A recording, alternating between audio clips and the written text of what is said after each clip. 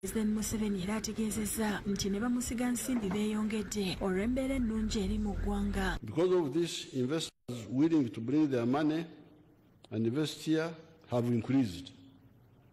This is partly due to the stable and sound economic policies and the prevailing peace and security in the country. Ayogedde ku ngeri ebirime okuli ebijanjaalo, ebinazi, vanilla, ovacado, emiyembe n'emicungwa gye bifuuse ebyettunzi nga bivudde ku kuliibwa obuliibwa. This has been possible because of the NRM's efforts to grow and diversify the economy. Bw'atuuse ku nteekateeka ya Parish Development Model PDM mu bufunze, Pulezidenti ategeezezza nti egenda kuggya abantu mu bwavu ng'ebayubula mu byenfuna nga buli muluka gwafunye obukadde 50. Government has committed Uganda shillings 1,059 billion this financial year for its rollout countrywide.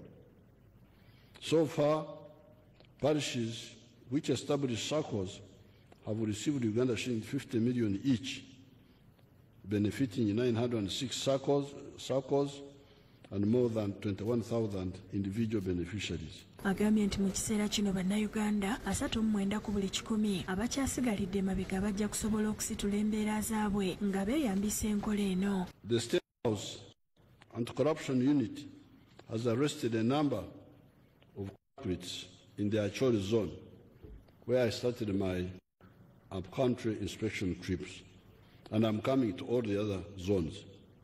So all the thieves be alerted. Alambuludde ne kwabo abazze bafuna mu nteekateeka y'emyuga. Seed capital amounting to Uganda shillings 558.24 billion had been disbursed, had been paid out, benefiting 6,714 emyoga circles and covering 1.9 million individual beneficiaries. Alaze essanyu olw'ekitongole ky'amata okuba nga kikuze